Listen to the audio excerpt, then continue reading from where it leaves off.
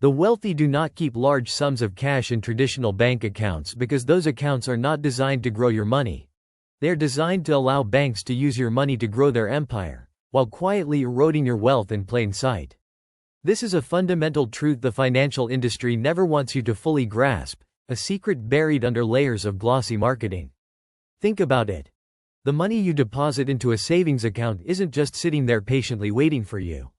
It's immediately put to work by the bank, loaned out to others at significantly higher interest rates than you're earning.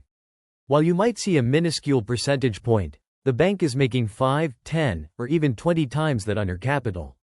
The real kicker, though, is inflation. Every year, your purchasing power diminishes. If your bank account is paying you 0.5% and inflation is 3%, you're effectively losing 2.5% of your wealth annually. It's a silent tax, a guaranteed loss, and the wealthy understand this perfectly. They know that cash parked in a bank is like an ice cube melting in the sun. This brings us to the crucial concept of opportunity cost. For the affluent, every dollar is a soldier in their financial army, and it must always be deployed, always working. Money sitting idle in a low-interest account isn't just stagnant, it's actively failing to generate more money. Imagine Mr. Henderson, a successful entrepreneur. He doesn't look at $1 million in his checking account and feel secure. He sees $1 million that is not invested in a new business venture, not acquiring a promising piece of real estate, not funding a high-growth startup. Every moment that cash isn't generating a return, it's costing him a potentially massive gain.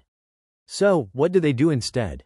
Their strategies are diverse, but they all share one core principle: keep money in motion and diversify beyond the reach of standard bank accounts. Instead of a savings account, you'll find them holding assets like real estate, not just for appreciation, but for rental income. They invest in private equity, businesses directly, or sophisticated alternative assets that offer higher returns and often more favorable tax treatments than conventional investments. They're not chasing headlines, they're pursuing tangible assets and ownership stakes that generate real value, not just interest. Another layer of their strategy, one often hidden from public view, involves sophisticated asset protection structures. We're talking about trusts, foundations, and specialized holding companies. These aren't just for tax optimization. They're designed to shield assets from creditors, lawsuits, and even economic downturns. These structures allow them to maintain control and benefit from their wealth without having it vulnerable in a simple bank account that can be easily frozen, seized, or simply devalued by inflation. It's about creating a fortress around their financial resources, making them resilient to external threats that ordinary savings accounts offer no defense against. Finally, the wealthy often use debt as a tool, not a trap. They understand that strategic borrowing against their assets can unlock liquidity for investments that generate returns far greater than the cost of the debt.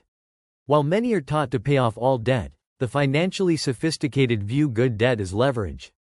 Their money is constantly flowing, being reinvested, and generating returns. They minimize stagnant cash, ensuring nearly every dollar they possess is either actively growing or strategically positioned to do so. They see cash in the bank as a short-term holding pattern, a staging ground for the next profitable move, never a long-term destination. The secret is not that banks are evil. It's that their business model prioritizes their profit, not yours.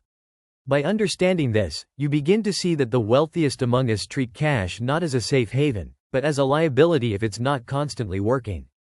They don't just accumulate money, they master its movement. They don't want you to know this simple yet profound truth, because your deposits are their fuel. But now you do.